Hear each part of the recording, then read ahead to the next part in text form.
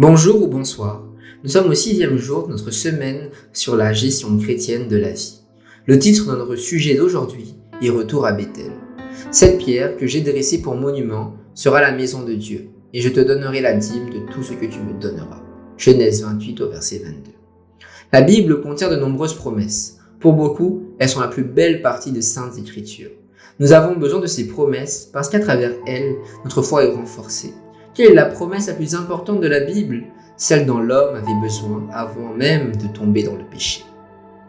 Nous la trouvons pour la première fois sous une forme explicite dans Genèse 28 au verset 15. Et c'est « Je suis avec toi ».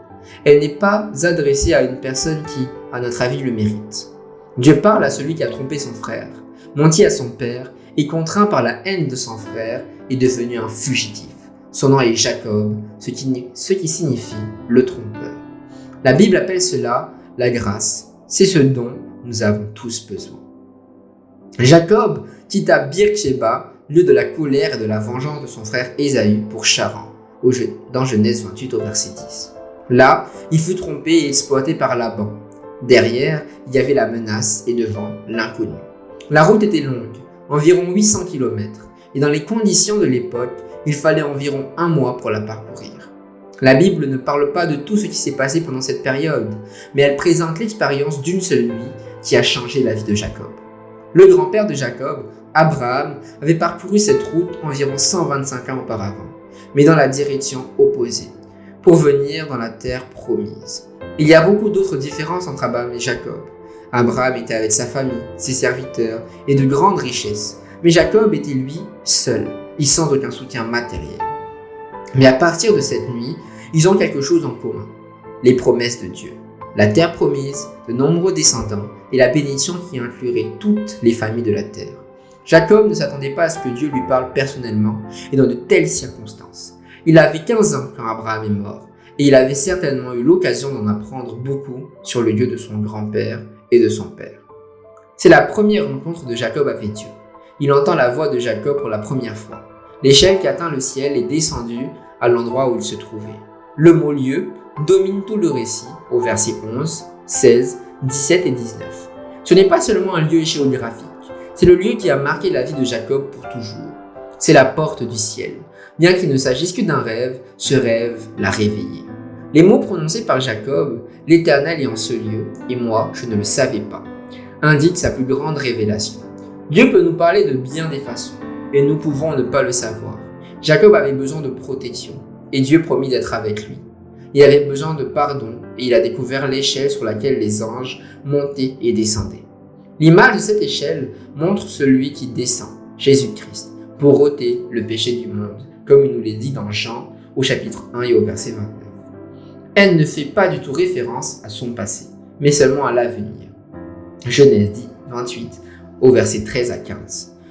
La réponse de Jacob correspond à la révélation de Dieu, Genèse 28 au verset 18 à 22.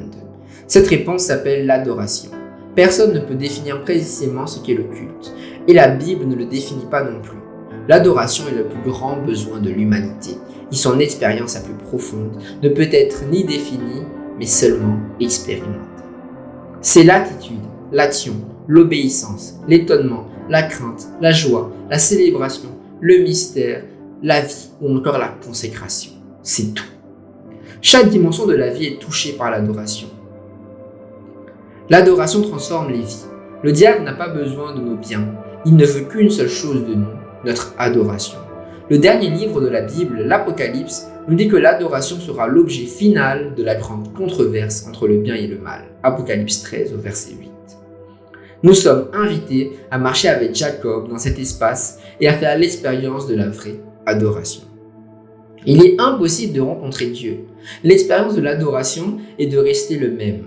Jusqu'à présent, la vie de Jacob a été marquée par des échecs. L'endroit où il est arrivé et où il a passé la nuit était dominé par les ténèbres. Ellen White décrit l'état intérieur de Jacob qui était également chargé des ténèbres. Il se sentait rejeté et il savait que tous ses ennuis lui avaient été causés par sa propre mauvaise conduite. Les ténèbres du désespoir s'emparaient de son âme et il n'osait guère prier.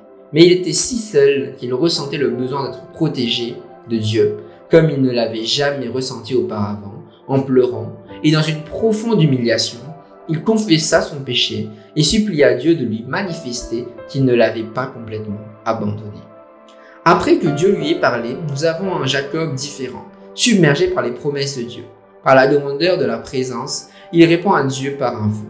C'est le premier vœu que nous trouvons dans la Bible, et il est basé sur ce que Dieu a déjà promis. Jacob ne fait rien de nouveau, à part répéter les promesses de Dieu à une échelle beaucoup plus petite, en se contentant des besoins fondamentaux de la vie et de l'assurance de rentrer chez lui, en paix. Il dit « Si Dieu est avec moi et me garde pendant ce voyage que je fais, s'il me donne du pain à manger et des habits pour me vêtir, et si je retourne en paix à la maison de mon Père, alors l'Éternel sera mon Dieu. » Genèse 28, versets 20 et 21. Dans ce vœu, Jacob promet à Dieu 3 choses. D'abord, sa totale loyauté envers lui. L'engagement de Jacob dans lequel il promet de mettre Dieu au premier plan de sa vie inclut le fait que dans ce monde de péché, cela ne peut être accompli sans détermination et sans lutte. C'est un choix qui doit être renouvelé chaque jour et la biographie de la vie de Jacob démontre cette vérité. Le deuxième élément de l'adoration est la prière. Une chose commune qui a d'abord servi d'oreiller et fut arrosée de larmes. Elle devient maintenant un monument de souvenir et la maison de Dieu. Cette pierre, Jacob verse de l'huile, symbole de consécration. Aujourd'hui également, la maison de prière, lieu de culte public, doit être respectée et chérie. La ville de Luz se trouvait à proximité, mais elle perdit son importance en raison de la gloire de Béthel. Les maisons de prière doivent être les bâtiments les plus beaux et les plus soignés, et l'adoration doit y correspondre à un lieu où les anges montent et descendent. Le troisième élément de l'adoration est la dîme que Jacob promet de donner, de tout, ce que Dieu lui donnera, au verset 22. Jacob ne conçoit pas l'adoration sans donner. David pensait la même chose lorsqu'il a dit à Ornan « Et je n'offrirai point un holocauste qui ne me coûte rien » dans 1 Chroniques 21 au verset 24. La véritable adoration a toujours un coût. Si certains considèrent que cela ne coûte rien, ils ne savent pas ce qu'est l'adoration. Si nous voulons connaître le coût de l'adoration, contemplons le mont Golgotha. C'est à Dieu que notre adoration a coûté le plus. Il est l'échelle que Jacob a vu descendre du ciel. Ellen White, commentant la promesse de Jacob, ne peut s'empêcher de dire avec émerveillement « Des dîmes pour Jésus-Christ, quelle maigre pitance, quelle honteuse récompense pour un sacrifice infini de la croix du calvaire. » Jésus nous demande une consécration sans réserve. Tout ce que nous sommes, tout ce que nous avons doit être consacré au Seigneur. Quelqu'un dit un jour que tout ce qu'il a d'important à savoir sur Dieu, sur les hommes et les femmes et sur le salut se trouve dans le livre de la Genèse. Voici un autre aspect que nous ne pouvons pas négliger. Beaucoup ne comprennent pas pourquoi Dieu a institué le système de la dîme. Ils ont l'impression que la seule raison est de soutenir l'Église et sa mission. Lorsque Jacob a promis d'être fidèle à la dîme, il n'y avait pas d'église organisée, pas de pasteur, pas d'institution d'évangélisation.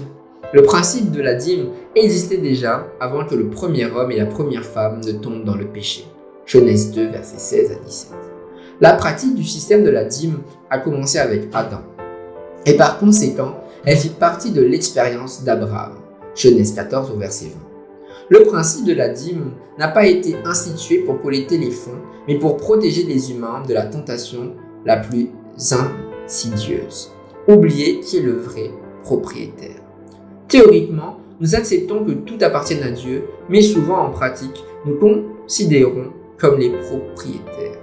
Lorsque cela devient une réalité, tout change dans la vie. Certains se demandent cependant à qui Jacob a rendu la dîme, ce que nous savons pour Abraham. La réponse est simple et devait être gardée à l'esprit pour tout adorateur. Il l'a rendue à Dieu. Nous rendons toujours la dîme à Dieu. Le fait que Dieu l'ait établi plus tard pour être utilisé dans le temple, dans Nombre 18, 24, et pour répandre l'évangile dans Corinthiens 9, 13, est une autre affaire. Mais c'est lui qui en est le véritable propriétaire. La dîme a pour rôle de mettre de l'ordre dans notre monde matériel, de mettre Dieu à la première place de manière pratique et tangible. Tout comme le sabbat a pour rôle de mettre de l'ordre dans l'administration du temps, ces deux institutions ont pour rôle de nous protéger contre l'idolâtrie. Toutes deux appartiennent à Dieu. Toutes deux sont saintes. Toutes deux expriment notre dépendance à l'égard de Dieu et toutes deux nous rappellent que Dieu est la source de tous les bénédiction. Chacun de nous, comme Jacob, passe par des moments où il promet à Dieu la consécration et la fidélité dans tous les domaines de la vie. Mais comment nous l'avons déjà mentionné, pour préserver notre consécration, nous avons besoin de vigilance, de détermination et de lutte quotidienne.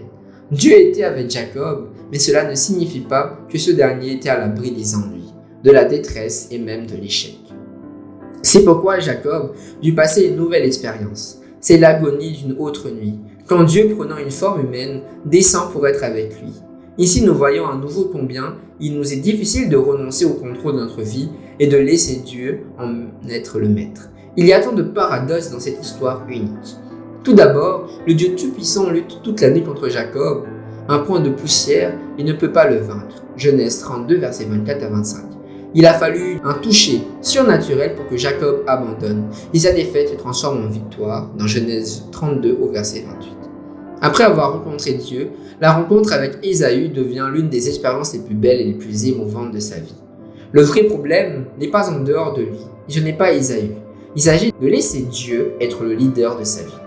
La biographie de Jacob nous apprend beaucoup de choses. Arrêtons-nous à un autre épisode. Le chapitre 34 du livre de la Genèse est triste. Une fois de plus, lorsque nous regardons la famille de Jacob, nous constatons que toutes les pires choses de ce monde se passent dans cette famille. Le fait de voir sa fille unique être bafouée, de voir ses propres enfants lui mentir et la cruauté manifestée à Sichem montrent le vrai caractère de ses fils. Jacob est horrifié lorsqu'il voit des troupeaux d'animaux entrer dans sa cour, des enfants pleurer et des épouses crier. La vie de Jacob traverse une nouvelle crise. En même temps, nous voyons Dieu lutter par sa grâce pour apporter la transformation et le changement à cette famille qui allait devenir son peuple. C'est pourquoi Dieu intervient et parle à nouveau à Jacob. Lève-toi, monte à Béthel et demeure-y. Là, tu dresseras un autel au Dieu qui t'a paru lorsque tu fuis Ésaü, ton frère.